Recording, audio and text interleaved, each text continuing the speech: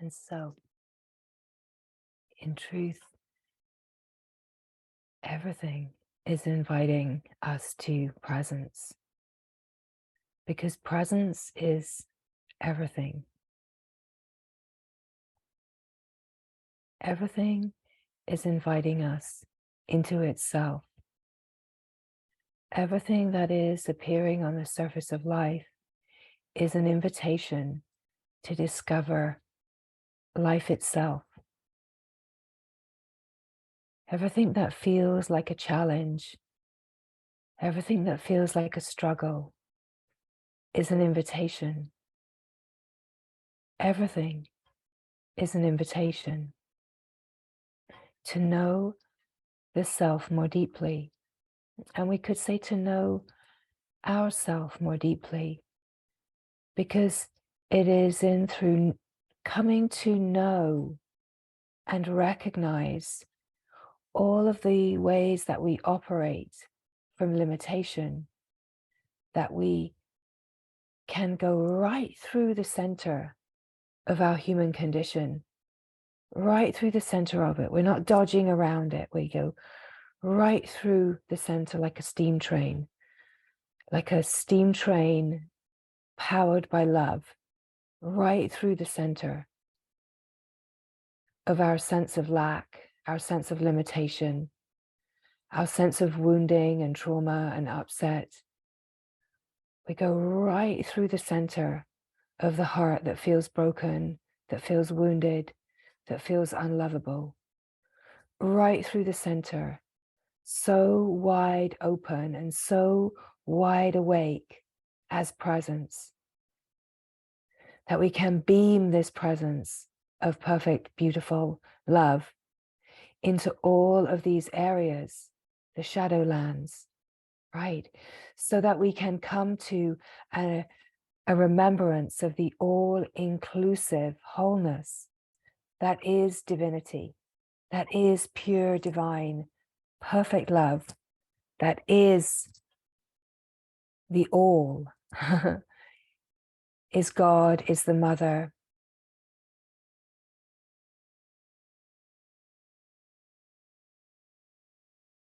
That we move through all that seems to be in the way, right through the center, through coming to presence, coming to the awake presence that is always here.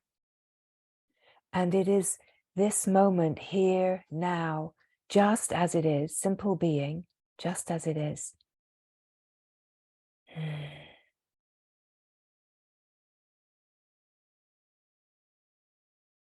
Whatever is happening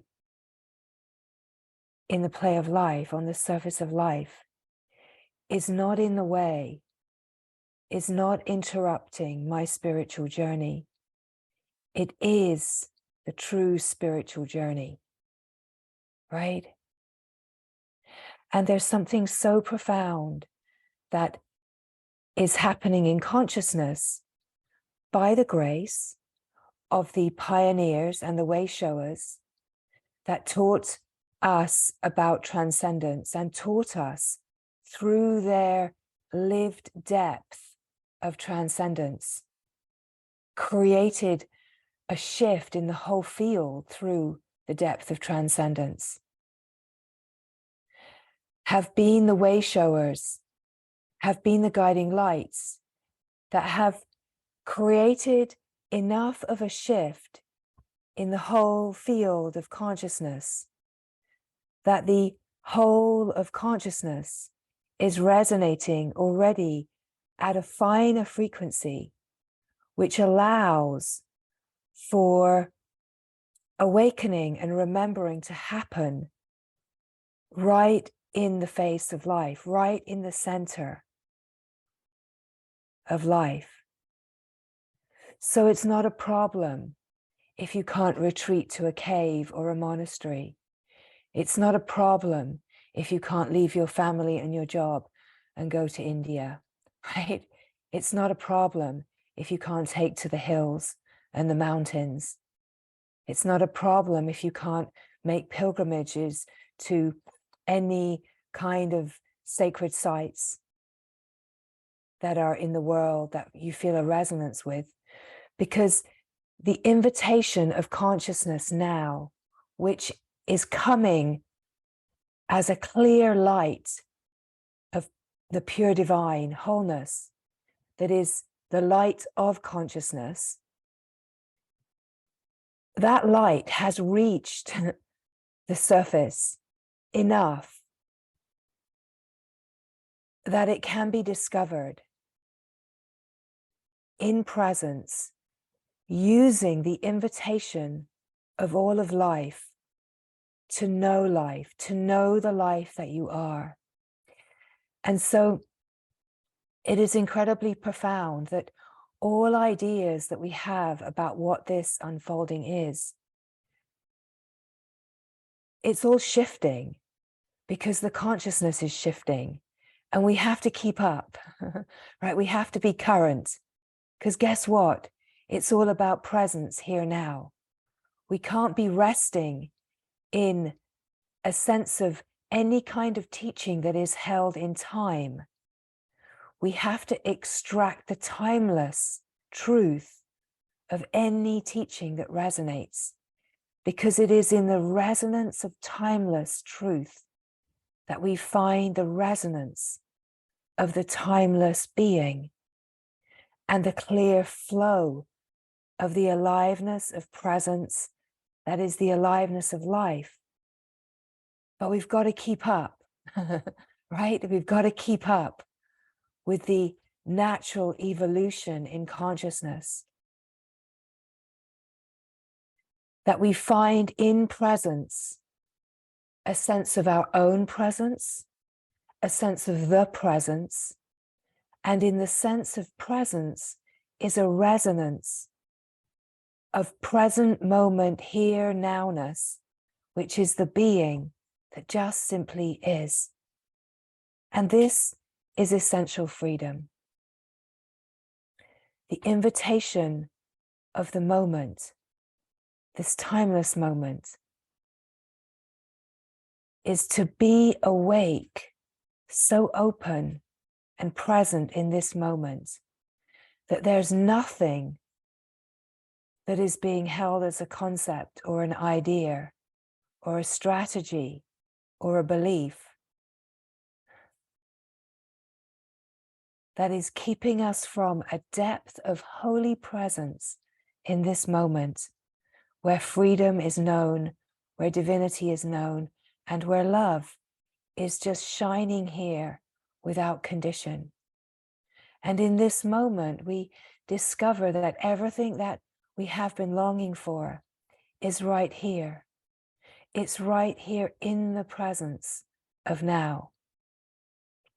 It's not in the mind, it's not in concept, it's not in grasping, it's not in efforting or trying. It's here in presence. It's here in the simple presence of now. And the simple presence of now is the only true protection that we need, the only true safety that we need in order to encounter anything that can appear on the path into yourself, deeper into yourself, anything that appears as a challenge or a struggle in life. All that is required is the perfect presence to be with it, to be with yourself, to be so fully with yourself, all of yourself, not segmenting and fragmenting. This is the spiritual part. This is the part that I like. This is the part that I want. This is the part that this teacher or that teacher spoke about in the deep, well-known lineage teachings. This is how I have to be. This is how it is. It's to let go of all of that into such a depth of presence that your own wisdom is completely attuned in presence to the timeless wisdom. And then the wisdom of every saint and sage, every true lineage that's ever shone on the surface of life is right here, shining in your heart as the living truth right here now. There's not a single saint or sage in truth, rishi, divine being, embodied avatar that has ever wanted to be put on a pedestal, has ever wanted for their teachings to be cast in bronze, right? And for beings to be lost in projection, bowing to something that was captured in time, in somebody's mind, well-intentioned.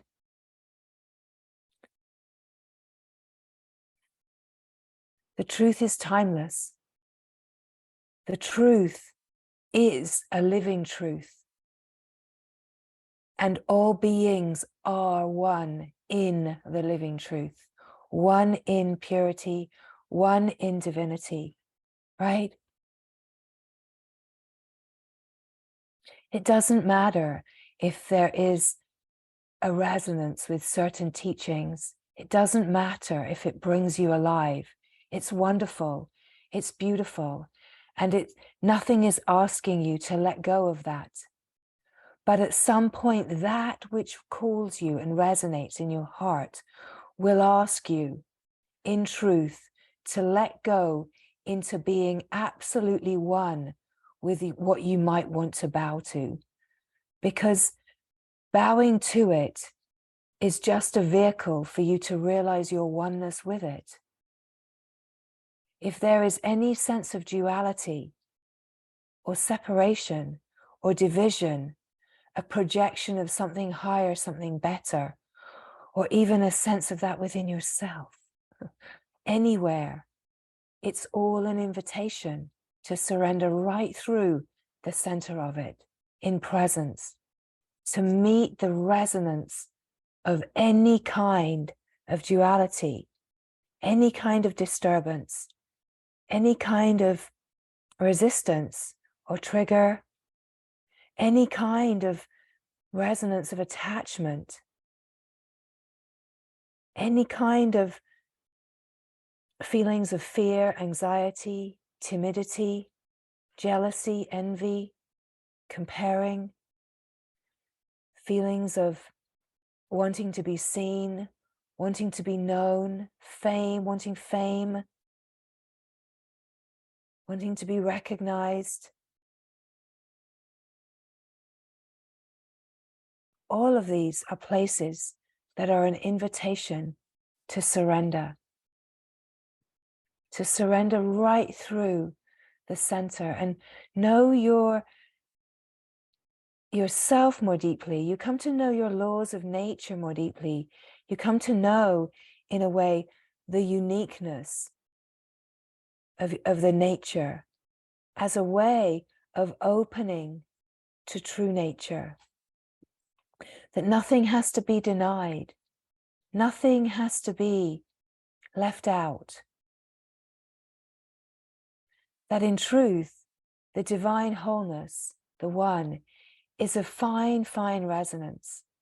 And we're here to shift out of a dense resonance of limited consciousness patterned to move within a context of what has been learned and conditioned, to open to the finer and finer frequencies as we refine and relax limitation in order to really come to the deep remembrance of our own divinity.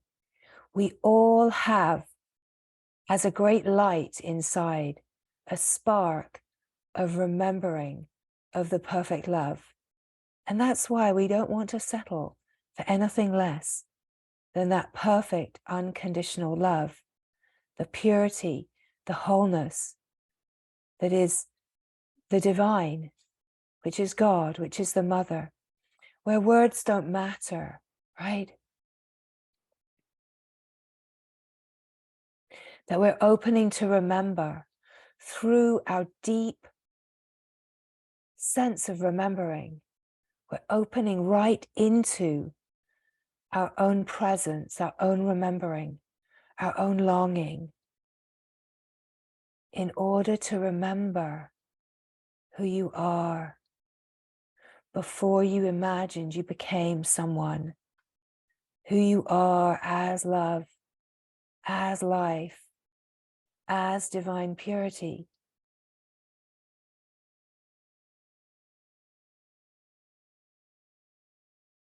That your purity, your divinity has really nothing to do with the character and the happenings on the surface of life.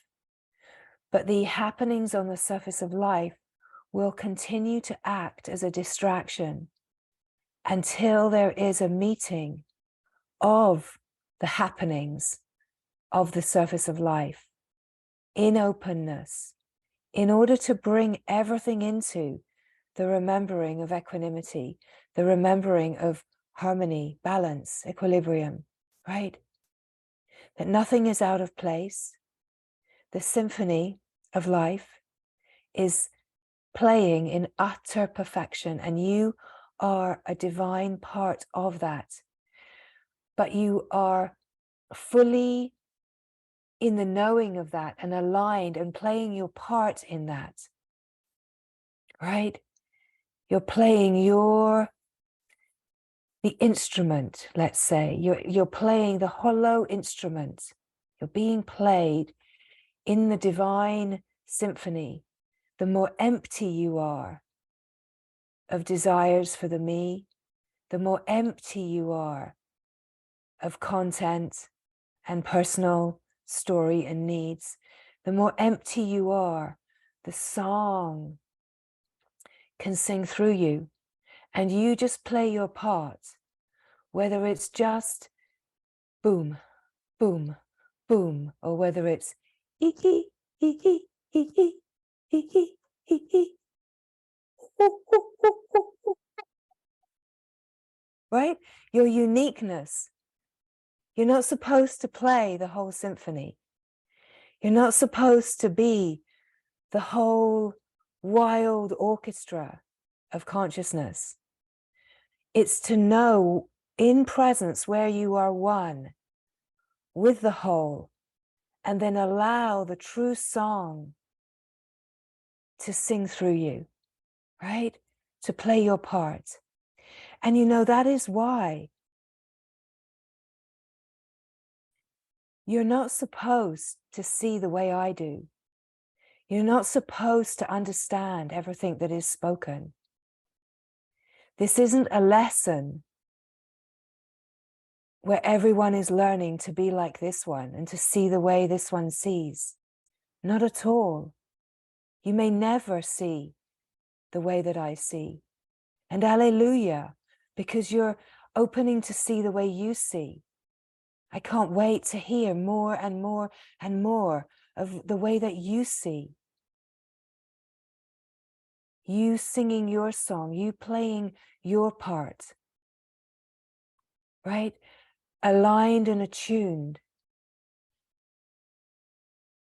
And that we meet in the oneness, the knowing of the one divine purity, where every being is singing, playing their part, that it's being played through the hollow instrument, right?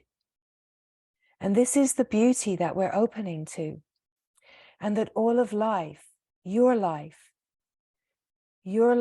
is, in a way, where it feels personal. It's like, how are you uniquely entangled in the collective consciousness? And can you untangle your unique set of knots? Like a good brownie or a good Boy Scout. Can you untie your unique set of knots and come to a depth of relaxation where you can remember the fine frequency of your own divinity, where that song can play right on the surface of life? The divine can fill every cell of your being, every cell of your let's say the sense of your human physiology, your human body, right? That yes, it's all consciousness, but we come to know the consciousness, but we have to also recognize that there's a way of feeling it through our human experience that isn't to be denied. That we feel like this body, we feel like this unique life. And all of that is part of the unfolding, of the divine experience. Everything is part of it. And how we see it, how it's experienced, it shifts, it morphs, it opens, it relaxes. It's like a dance that keeps morphing and changing tempo until it comes really to align with the tempo of peace. Each being has a unique assignment, but that unique assignment is absolutely one with the wholeness, always, all the time. All the time is eternity. All the time is the timeless now. So in presence here now, it's only ever about being here, in the presence, as the presence, and just meeting what's here. It's never about trying to get away from the moment. It's never about trying to change the moment, never imagining that it should be different. It's to see who is that one that wants it to be different. Who is the one that thinks they know better? Who is that one that is questioning, doubting, struggling? Who is that one? And what is aware of that one? Right. So we come to the witnessing of the character. We come to the witnessing in presence. The presence consciousness is a witnessing consciousness. It's awareness that is witnessing, watching the character, the personality, the thoughts, the body, the sense perception, the play of life, the environment, watching it all. And it's the recognition that as the witness, as the presence consciousness, there's a sense of freedom and spaciousness, openness, that is not actually touched or affected by anything that is moving and changing.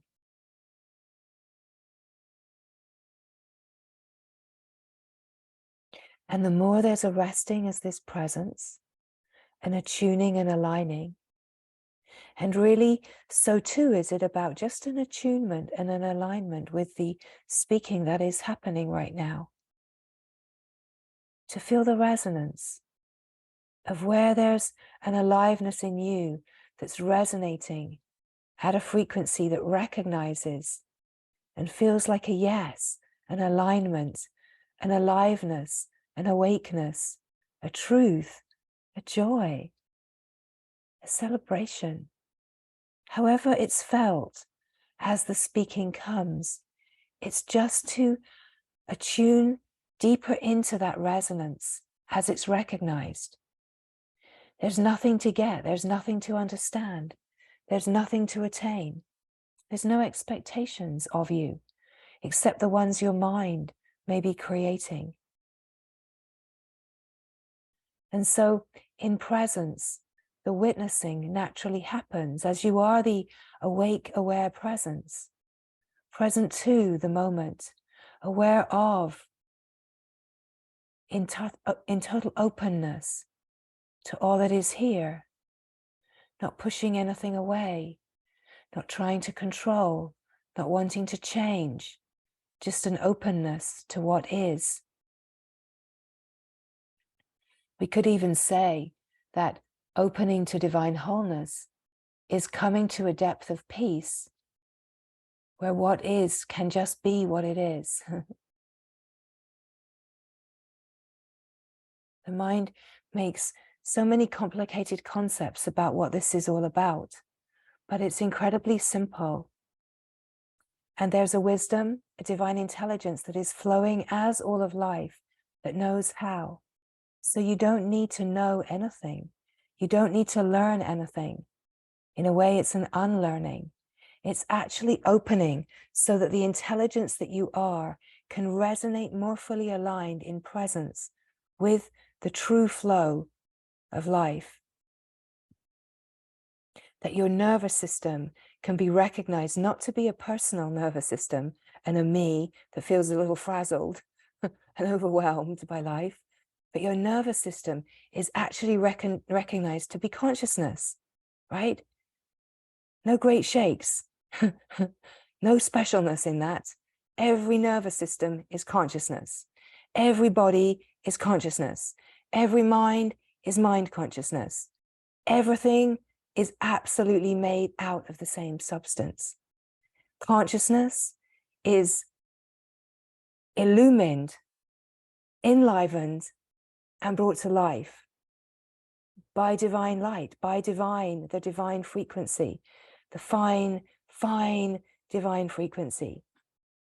Gives life to consciousness, gives light to consciousness, and that consciousness creates the appearance of all of this that feels so real and solid and like a human experience. It's not that we change by any kind of denial, right? We're not changing our human lived experience by denial and bypassing. That's not what this is about. It's about opening into all of it, through all of it. If we try to change our human experience into a spiritual, divine human experience through denial, it will explode, implode at some point. The skeletons in the closet will come out to play at some point. They have to, right? We cannot come to a true divine spirituality through any kind of denial. We can't imagine that we can transcend and create some kind of hocus pocus idea of a true divine alive life, the divine life, if we don't open through all of the layers of denial, if we don't open to everything that seems to be a problem. We can't just push it all away. Back of the closet, under the carpet.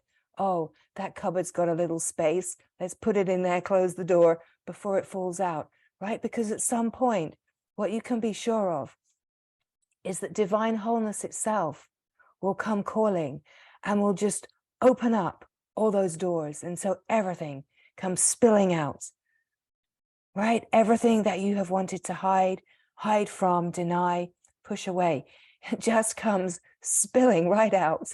Right? There it is, your dirty laundry, right on show. What you going to do about it? Be humbled, be humbled, be humbled, be humbled. Know that everyone has dirty laundry, right? You're not alone. You're not alone with your dirty laundry. It's the same for all beings. So as we open through our lived human experience, we have to face the places of constraint, of struggle, of challenge, the places that within the lived experience have certain kinds of limitation. There's things that are finite, like the body, right? That they're not always going to be here. But we have this window of possibility to open out of limitation, out of constraint, and into this remembrance of some kind of divine perfect love that we're looking for in the world, in the play of the world, in relationships. Some kind of purity that we're looking for. So you're trying to eat the right things, live in the right environment, buying all these gadgets, right? That purity that we're looking for, that we're trying to find in the worldly sense, is our true nature. The love that we're looking for in relationships, whether it's in romantic relationships, or that we're trying to find it in the relationships with our parents, siblings, friends, whatever, that love is our true nature. The happiness, the joy, the delight that we're seeking for in worldly experiences. And let's face it, constantly disappointed because they don't meet up. It is the true nature. We have the remembrance right inside. We have the remembrance of this in the heart, in presence. We have the remembrance of a perfect love. We have a remembrance of a purity, an immaculate divinity. We have a remembrance of a joy and a happiness. We have the remembrance of a perfect peace, an undisturbable peace, and an infinite, unbounded freedom, because it is the true nature. And the remembrance is inside us, always. It's just that there has been a great misunderstanding, and we have followed that misunderstanding to keep looking for some kind of fulfillment and satisfaction in the world of things. But the world of things, as we see it, is really only a world according to the limitations of the mind. And so within your own mind, that limitation is making a projected world appearance. And you're just digging around within that limited context. You're digging around within your own mind, trying to find wholeness. No wonder it's disappointing. No wonder it feels like it's just not enough. And then the mind tells the story, well, I'm lacking. I'm not enough. I'm not lovable. I'm missing something. I've done something wrong. I'm left out. I don't fit in. I don't belong. When in truth, it's absolutely impossible to find wholeness in limitation. We can only find wholeness when we follow our remembering of that through the longing inside into the felt sense of that longing. And it brings us to presence. You see, all of this truth is completely interconnected. Presence brings us to the freedom, the openness. It brings us to feel the longing more deeply, more simply. The longing brings us to presence, to stop, to the stillness, to the openness. It brings us to this presence that's witnessing and aware of the moving, changing, and yet can recognize that presence itself is not affected or disturbed by the moving, changing. And here we start to find the refuge, the sanctuary, where freedom always is. And yes, when we first find this, we start jumping right back into the mind, and we can spend years still seeking, searching, looking, trying to find, until we really come to recognize, oh, the presence is everything. All of life is just inviting. Come to presence, stop, be still, rest here. Be the openness of the moment. Don't identify with the content. Be the witness of it. But in a certain divine moment, presence finds itself deeply enough. It's like there's a dawning or a rooting, a landing, where suddenly it's, oh, now I recognize what this invitation to presence has always been inviting. And that it's always been here. And I just didn't see it because I thought I knew better, because I was avidly pursuing this path or that path. I was trying to be seen. I was trying to get love here. I was trying to succeed. All of these ways that we just can be so distracted for years and years and years until suddenly it lands. Oh, presence.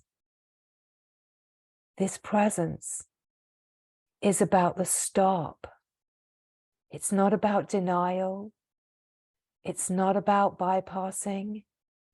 It's not about pushing anything away. It's a stop. Stop running. Stop hiding. Stop numbing. Stop thinking that you know. Stop controlling. Just stop. Just stop. And feel the aliveness of this moment. Feel the presence of this moment. Now it can feel like a lot. Even to stop and feel can feel like, no way can I feel what's here right now. Right? It can feel scary to actually stop and feel what's here. And that's why we invite feeling the feelings. Because instead of feeling like, oh, I've got to be still, I've got to be present, I've got to be in some kind of meditative idea, and I can't, because then the mind starts criticizing itself. I can't be present, I can't be present. Of course, in truth, the mind cannot be presence. Only presence is present. But what happens when the mind starts freaking out in presence? It wants to keep thinking, it wants to keep thinking, it wants to keep distracting. Then we invite to just feel what's happening in the body, right?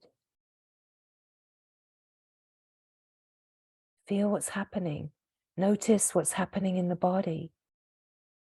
Is there particular sensation?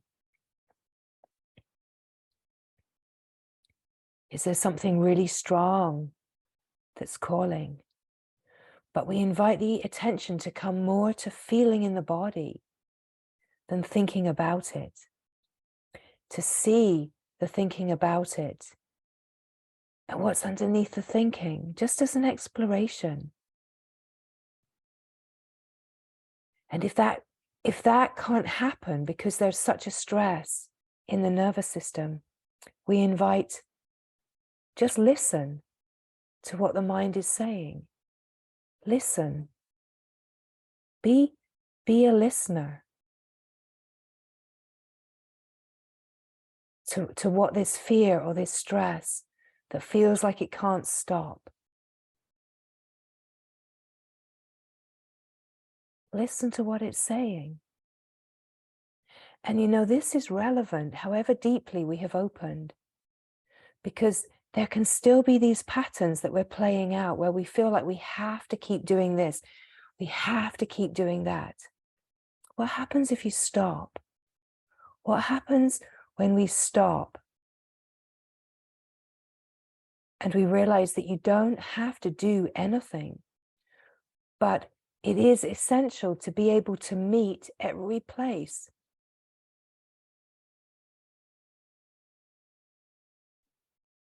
that thinks that it has to, and to recognize that in such kindness,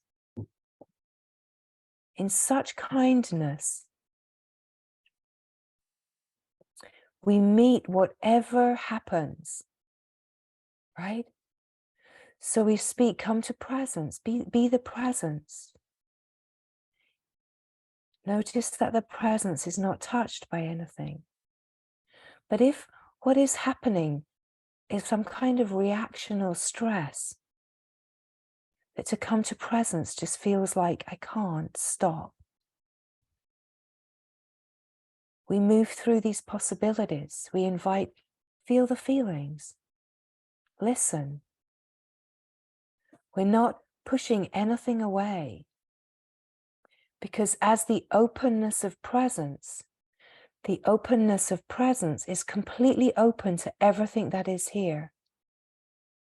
Okay, there's a story that's saying something really loud, and there's fear, or there's I can't let that one down. I can't do that. I can't say no. I don't know how, right? Those feelings of overwhelm, of I just don't know. It's actually to open to all of these feelings. Open to listen. If the mind is screaming, be the listener. And at some point, as the listener, there's a recognition, oh, there's something here that's listening to that which is screaming, that which is afraid. Can we come underneath and just feel the aliveness, the sensation? And if we can't even come to that because the voice is still really loud, we can ask that voice with such kindness to express, just to say honestly, what wants to be heard here? What is this place wanting to be heard? Because often this place, if there's a place that's really screaming, it's because it's never actually been heard. And so to continue to deny it is not the way to come to divine wholeness. It's to find this, see this place, and say, you two belong. And to come to a presence that doesn't have an idea of what presence is, doesn't have an idea that presence doesn't want to hear your story. Presence doesn't want to know the poor me. Yes, presence doesn't indulge and collaborate, but presence does stay present to whatever is here, right? Presence does stay present and listen. So that whatever, that first defense is the mind, right? If the first defense is screaming and you can't come to the feelings underneath it, and you don't feel just like you're coming into a peace and a quiet, then be the listening presence. Be the aware listening presence. And let the expression come. In that, it can be better to actually let the voice come out loud or to write it, as opposed to trying to listen to it inside. It can be more effective to really let that voice come forward.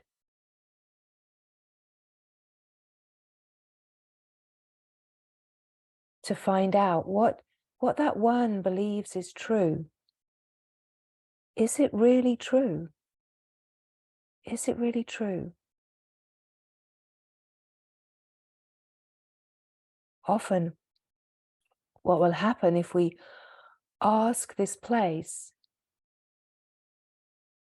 that's holding on,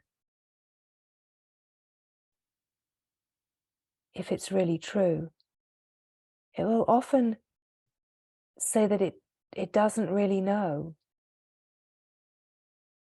Can we see that it's just a belief, that you believe that?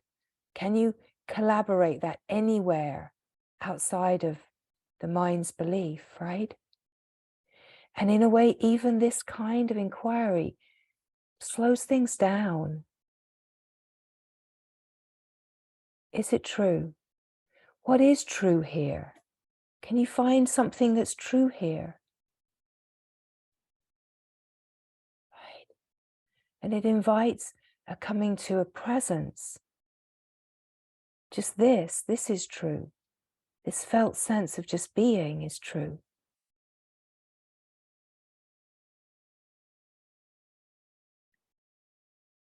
If we can come to enough quietness that we can just feel the sensation, just feel the aliveness in the nervous system, and just, can we be present with that? And often that might want to say, well, there's anger here or there's sadness here. And we let the expression come. We don't deny the expression, right? This is what we're speaking of being presence, right here, not denying anything. Because these places, you know, inside that stay hooked, the reason that they are hooked and stuck is because they weren't listened to, they weren't met in presence in the young life. And so pushing them away again isn't how a true healing is going to happen. A true healing happens when these places are able to be heard. Let's say these places have to be met in unconditional presence, unconditional compassion, unconditional love, right? And often that isn't available anywhere, right? Often, even when we've used therapeutic means, that there's still not truly an unconditional welcoming of these places. There are kind of structures in place, or a meeting with a therapist that ends after 50 minutes, right? No, you can't say any more now. This is the end of the time, right? Wait till next time, right? This deep place inside you is just ready to break loose and to bring its deepest feelings forward. Oh, no, it's a 1 hour session, right? So all the attempts of the worldly unconditional presence are never truly unconditional, right? The therapist has stuff, has agendas, even if they're trying not to, right? There's something that is creating limitation. It's not that it doesn't offer support and beauty, right? But there's never really this unconditional, true openness until we actually come to presence ourselves, to come to presence. Presence is a true listening, and it's an open receptivity, right? True presence. And it has this unconditional openness that allows whatever wants to come forward without pushing back, without saying, oh, no, that's not part of a non-dual teaching, right? No. It's that we don't push back. And yet at the same time, there's not a collaborating with. There's not a collaborating in a pour you and engaging the story. So that's why we say we don't engage the story. We don't perpetuate the story. We just keep inviting a presence, a patience, a kindness, an openness that actually allows an expression where, in a way, the perpetuation of the story stops itself. The need to tell the story is a defense. And it's like the need to tell the story just suddenly stops. When whatever's arising is met in complete presence, the need to tell the story stops. Because that place that has felt rejected and abandoned and traumatized suddenly isn't being rejected, isn't being denied. How do we root out the vasanas that the Vedic teachings, the purest Vedanta speaks of? How do we root out the vasanas? Like this, right? How do we root out the vasanas? The vasanas are the deeply held impressions, imprints, and conditioned habits that keep us bound in separation. How do we root out the vasanas? We root them out in presence, in unconditional, loving presence. Yes, we come to this openness, this presence within our own nature. And yes, as we are opening to this as our own nature, we need support. We need support, companionship to balance. We need guidance, we need holding.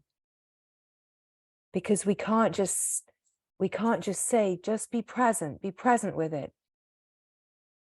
Come to the presence. Don't listen to the mind. Don't listen to the mind. What we might say is, I try not to listen to the mind, but it just keeps chatting. I'm trying not to listen, but my God, it's really going on, right? You can't turn it off. Don't listen to it. Don't listen to it. But what we can say is, don't touch it.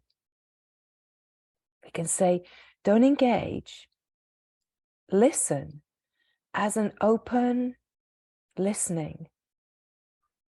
Be present to all that is alive. Don't deny anything. Meet every single part of yourself. And let's hold a loving presence until, let's do this together in companionship, until you can hold this presence for yourself. And it's not to say at times you won't need companionship and support. You won't need to be witnessed. You won't need someone just to hear you express.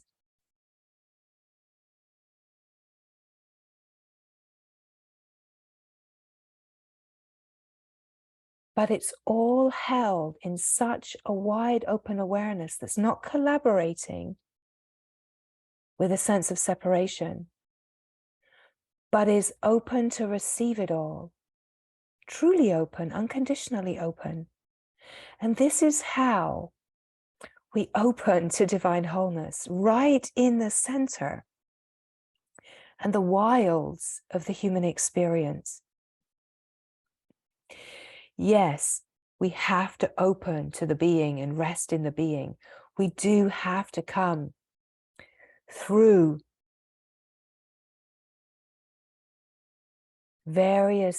using various practices that are supportive to bring us to an ability to quieten, to come to more presence, more openness, more softness. And it's as if the practices that we have been given support that, right? The practices in themselves don't bring awakening, but they support a quietening so we can listen as presence, so we can come to presence, so we can come to actually hear the wisdom, the intelligence of our own consciousness, right?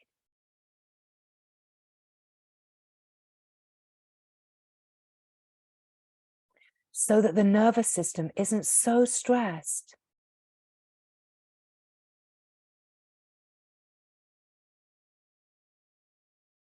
that it's pulling the attention and just jangling away, wanting to react, right? That we can recognize all of these different possibilities of opening and know that it's all part of the wisdom.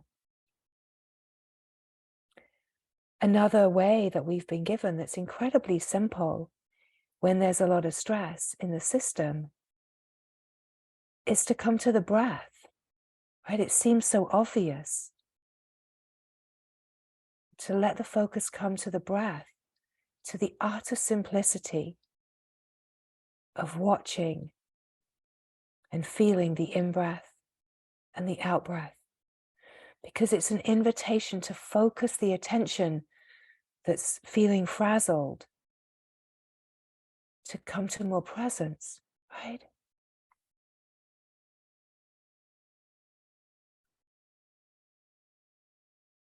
When there's a tension upon breath and breathing, breath quietens, breathing quietens. When there's a witnessing of it, if there's an aliveness, a beating heart and a quickened breath, bringing attention, awareness to that will allow it to quieten. So in a way, these things can seem really obvious, and yet they're profound. And it's all part of presence. True presence includes allowing the breath to soften. True presence includes listening, watching. True presence isn't about trying to achieve something. True presence is an openness, a receptivity.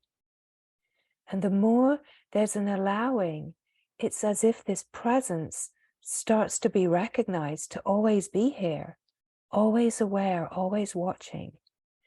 And so there's a naturalness that happens when we just don't fight with anything that's happening.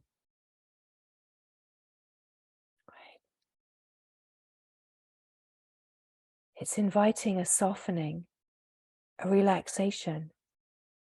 And this naturally opens to being, opens to true presence, deeper presence, opens to the peace.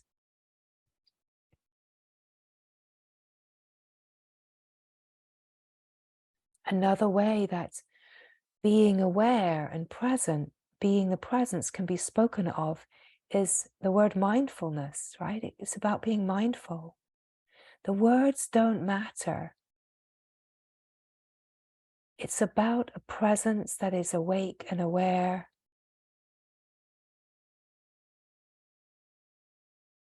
And in a way, it's being the openness that is so allowing, naturally allowing of whatever is here. So this is presence, presence to itself. Only presence can be present to itself. And this presence is consciousness. It's presence consciousness. It's consciousness at a finer frequency than mind consciousness, than body consciousness. It's like at a finer frequency, it feels more spacious. It feels more unlimited and boundless, right? It feels more free. It feels kinder. It feels like openness, right? So this presence consciousness, it's aware of all the moving, changing. Aware of all the moving, changing. This presence consciousness starts to recognize, I don't move, I don't change, I'm just here, just presence, just like this. Yes, aware of the mind, consciousness that comes and goes, the thinking. Aware of the body consciousness, the sense of being a body, being a someone, the sense of tensions, aches and pains, a sense really of being limited within the skin of a body. But the witnessing presence, aware of this, recognizes, well, I'm not limited in that body. I'm not limited by those thoughts, that story. And so this presence consciousness is like the I am presence. It's the being. It's the sense I am, pure existence, just simply being here.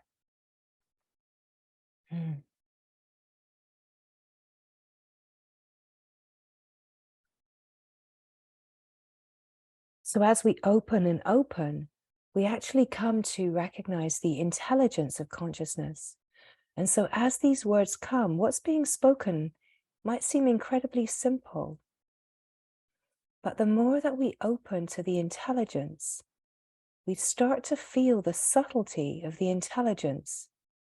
And it doesn't feel like, oh, boring, I know all of this. Yeah, I know about presence. Yeah, I know about that. I know about the breath. I know about all this.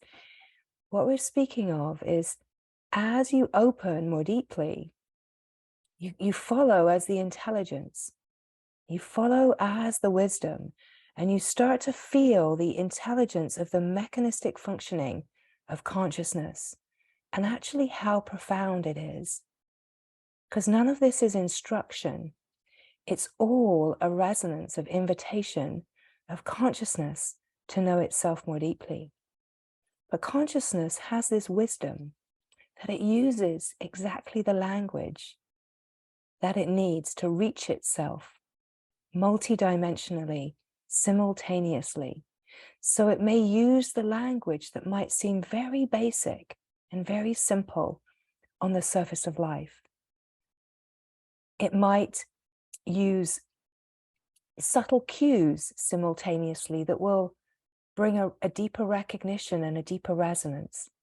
Of course, all the time, the resonance is at the finest frequency.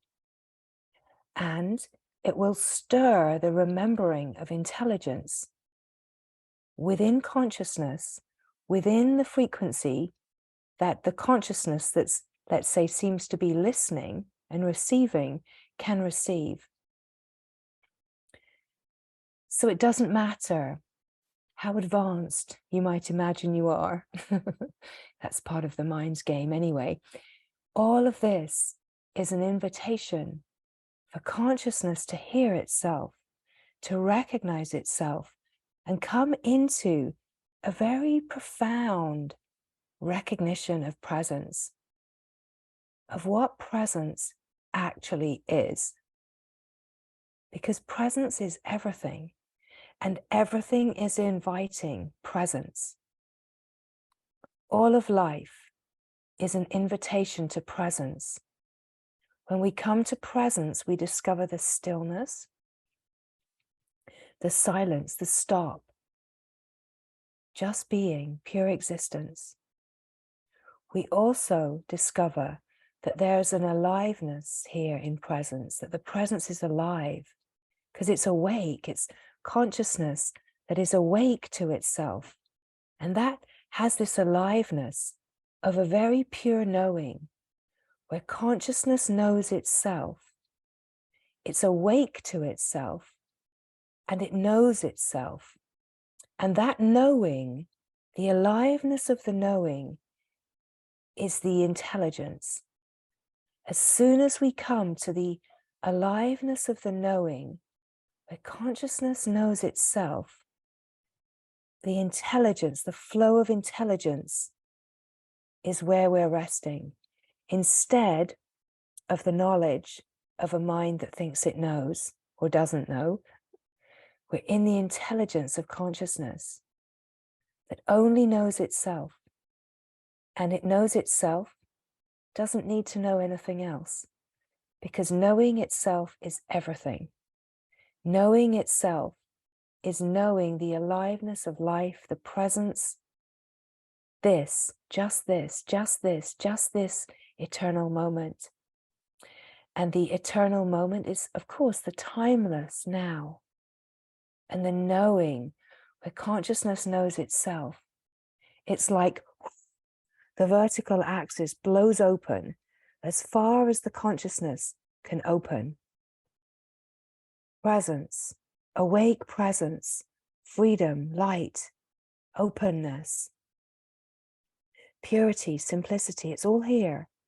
And as much as the consciousness can resonate at, let's say, the fineness it can resonate at, the subtlety that it can perceive within itself, then the opening is the opening of consciousness to a deeper, intelligent flow of its own recognizing of itself, its own sense of the aliveness of life living itself within itself, right? And it feels like a resonance, it feels like a frequency. Now, as this opens more, the sense on the level of the human experience can feel like, whoa, there's a lot of energy in my body right now. Or it can feel like kriyas, or it can feel like just a finer, more alive energy. It can also be felt like a heat or like a rush. It can feel like a rush in your head, or a rush in your hands can often feel it, or the heart can feel like it's beating more. It's opening to finer frequencies. So on the level of the human experience, it can sometimes bring almost like a fear or a going back into the mind of, what's that? Is that okay? Can feel, because the heart can feel like it has palpitations almost sometimes. But it's to know that all of this is okay. It's all part of the unfolding. And actually, can we just be without resisting, just allowing, because it's almost as if we have to go through what I sometimes speak of as like breaking orbit, right? We have to break orbit out of limitation and denser frequencies. We break orbit, and it really is like going through like a gravity field where suddenly, whoo, you can feel lightheaded and ungrounded, and things that the mind might say, oh, is that a problem? And if the mind makes it a problem, of course, that acts as a resistance to just the natural opening of consciousness within itself, within the field of itself, intelligence of life flowing within itself. So it's just to bring awareness that sensations can come as we open to finer frequencies. It can feel different. Our experience can feel different. And that can bring some questioning in the mind. Of course, then we move back to the mind consciousness. Then what can happen is there's a flow of a finer frequency. It's being shut down. And then it's trying to move, but it's being shut down by mind consciousness that's either afraid or resisting or questioning. And then that flow, that greater flow that's being opened, can't quite move. That's what often will create the kriyas, or a little bit of discomfort as things are opening, because these flows are actually really bliss flows. They're flows of bliss. Flows of intelligence are flows of bliss. And it actually feels like love and happiness and beauty and awe and wonder. Once we really open the love, we start to receive the intelligence of a deeper knowing of true nature with these flows. But there has to be the ability to open to it and not restrict it, not shut it down, right? So all of these are possibilities that can happen as we're opening and just coming to be this presence.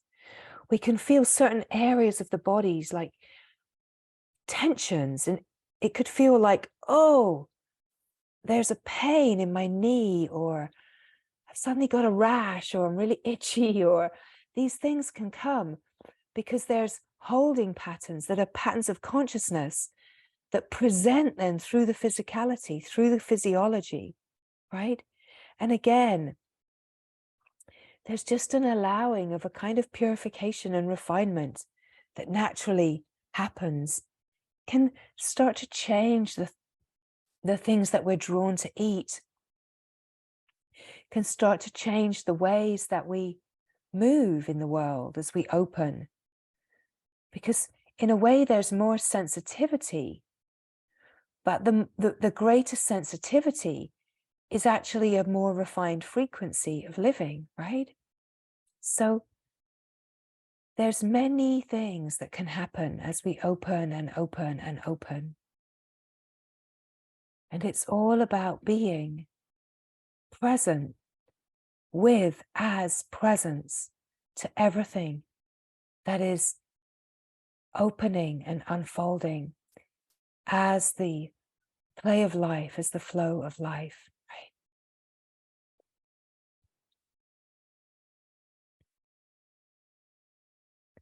So just being here. It doesn't matter what is understood. It's all about the resonance, and the resonance in consciousness, recognizing itself, knowing itself, and that knowing, to not deny the knowing and allow the knowing to know itself, to flow within itself, and to feel and recognize the sense of relaxation and softening.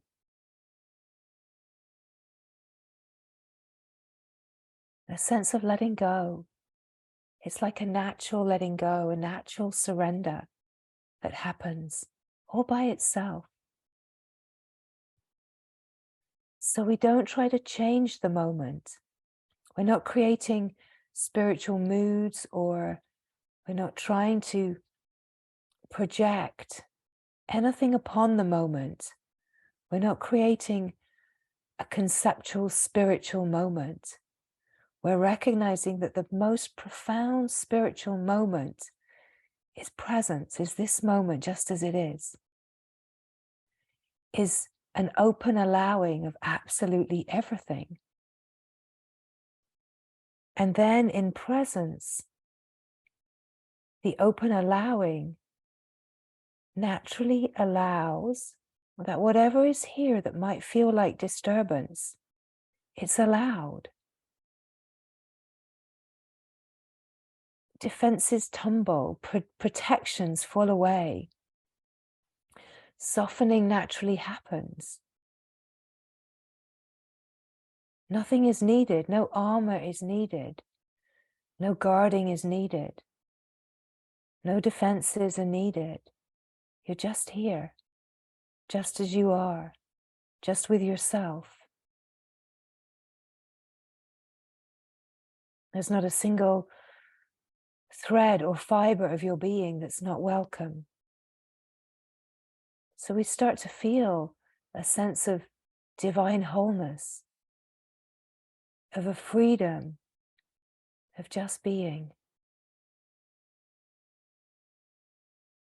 a kindness, a moment where there is no denial, nothing to get away from, nothing to be, no one to be. And really, in the sense of relaxation, what happens is that the person that you thought that you were is discovered to be a mental construct that's really just defense. And you're here without that defense. So you're here as the being, and the being includes everything that's here. And it, of course, it includes the human experience. It includes the human experience just as it is. What happens the more that we open, the human experience changes. It refines and it shifts and it changes, but there's still a human experience on a certain level. We could say that as the perspective shifts and deepens, as relaxation comes, the perspective offers a different way of seeing. The human experience comes to be known as the divine life, right? The human comes to be known as divine wholeness. We could say, we could call that a divine human, or a true being, or a true human being, or we can use all sorts of words for that, and they would all have a certain correctness. But essentially what we're really coming to is that we don't need words to define anything, and we don't need to use words as a defense, as a way of denying or holding on to anything. That there's nothing to fear in remembering your divinity utterly. There's nothing to fear. You don't have to fear losing your humanness. You don't have to fear losing anything, because the source of all is divinity. The source of all is a pure divine light, a very fine frequency. And the more that we remember the very fine light frequency, it's just that we know this truth. And then, yes, the way that everything is lived, integrated, experienced, it shifts. And we can't ever really understand that until we're living it. And yet we point to it because it offers the possibility of stirring this deep remembrance, right? Because the remembrance is awake and alive in all beings. And as we point to certain things that can happen in the unfolding, it stirs the remembrance. It can bring a recognition, oh, that happens here, and I've been ignoring it. Oh, that happens here, and I've been thinking that there's something wrong, right? So we point to things that can happen, although the unfolding is completely unique at every point. But every point is always a point of infinity, right? The point is like a point that's absolutely one with the infinite field, always. The light is always the radiant luminosity of divine wholeness, right? So we're coming to remember the oneness with God, with perfect love that is already known within us. We're following the guidance into and into and into. And yes, there's all kinds of ways that we can describe the ways of how the intelligence creates a manifest appearance. And sometimes these things come forward because it's useful. Sometimes they don't. It doesn't really matter.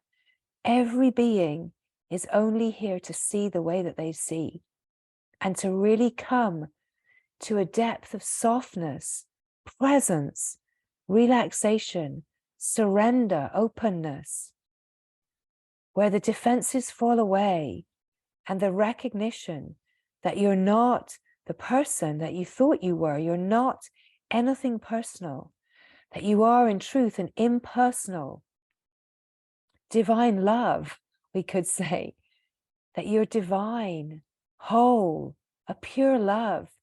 And the more that this is recognized, it brings this possibility to transmute everything that feels to be limited, divided, broken, wounded, lacking, missing, anything, to allow it to be met in perfect presence, unconditional love. And so it too can just let go of the defense, the hiding, the running, the denial, that everything can let go into the softness.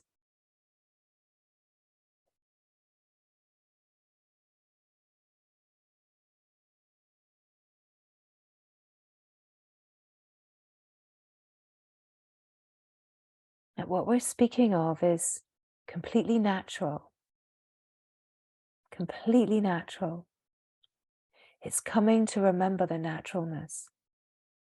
And remembering the naturalness happens through consciousness remembering how to be absorbed in itself first.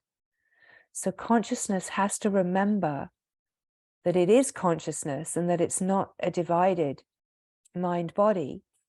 And as consciousness remembers consciousness, right? You remember consciousness, that you are consciousness.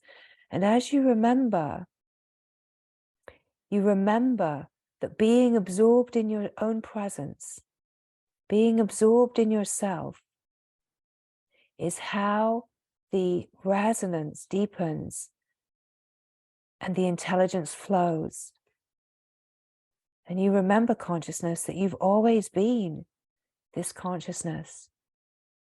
And you keep opening and refining through the appearance of life, offering all these possibilities like a fertile ground, so that you keep remembering consciousness, to keep falling into the light and purity of your true nature, your essence. Keep falling into your essence through falling into yourself, through the knowing, through the resonance and the aliveness of the knowing. You fall into yourself. And remember the oneness, the wholeness, until you fall all the way into your own light and discover the divine light source of God, the Mother, the immaculate, immeasurable, unfathomable.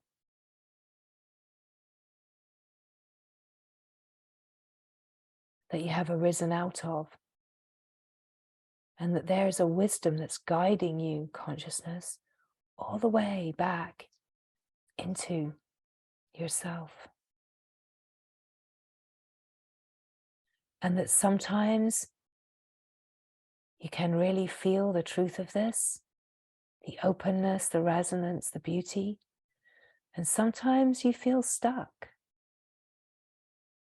And when there's a feeling stuck, that it's just because there is some kind of discordance and patterning in consciousness, in the field, that's moving through. And the more you can remain in the remembering of the openness, it allows the discordance that is really giving itself up. It's the misunderstanding, the limited giving itself up to the unlimited. It's those knots, the entangled knots, where consciousness is entangled into the collective patterns of limitation and the great misunderstanding. The knots are freeing themselves, shaking themselves, refining themselves into a clearer remembering.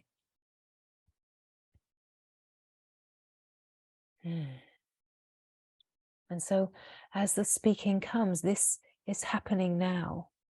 Direct experience, timeless presence, here now. The whole field of consciousness is opening to a finer frequency. That's where there is nothing to understand, nothing to get, nothing lacking.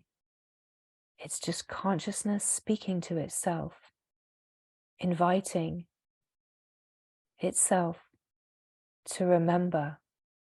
Follow the remembrance, follow the longing, follow the light, and rest here. Remember the peace, the stillness, the openness. Remember being the unconditional field that is infinite and unbounded. Remember being the timeless now that is eternal life, just knowing itself and flowing in the knowing of only itself. That this is pure knowledge, self-knowledge, true knowledge, the wisdom field that is pure light resonating within itself and surrendering into itself again and again and again, never holding on to anything, never holding any kind of pattern, having no restraint, no limitation, just collapsing into itself again and again, as if in devouring itself, feasting on itself, feasting on its own light, its own bliss flows, feasting on its own glorious, luminous beauty.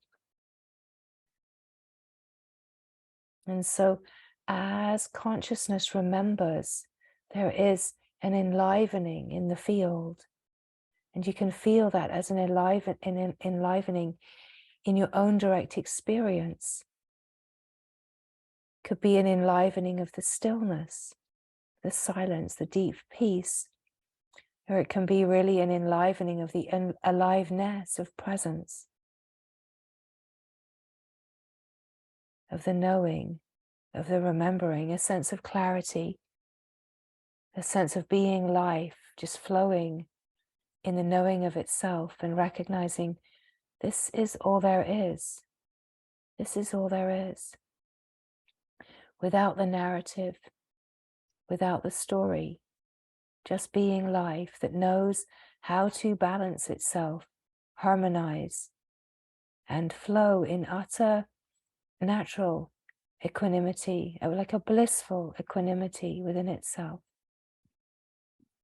It is a wide, open ocean of bliss flowing within itself.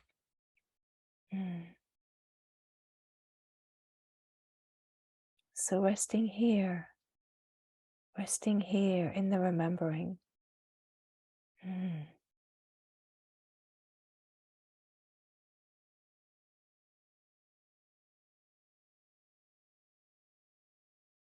And it is in this presence where nothing is denied, that this moment, just as it is, it just is, just is. And in this relaxation, there's like a natural allowing of what is to just be as it is.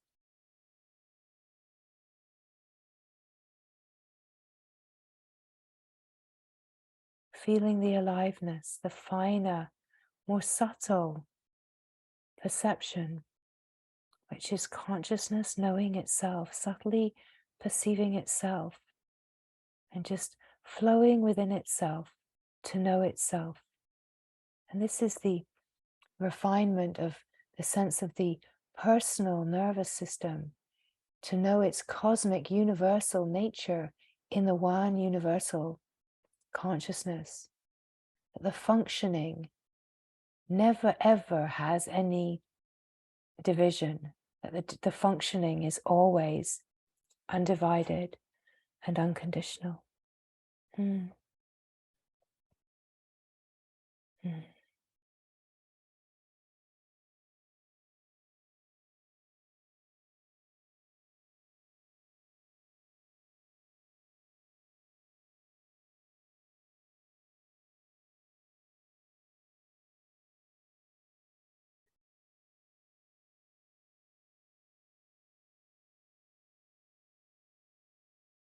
Feel the boundless spaciousness of being everywhere, openness, having no edges. Feel the sense of the timeless now, just this, just this, just this. Can be aware of the moving, changing, but you do not need to touch it or engage, you just watch it. But it is as the watching of the moving, changing shifts, as if awareness is aware of objects and experience, and awareness just rests, just being aware of itself. There's a a greater sense of freedom and openness. Mm.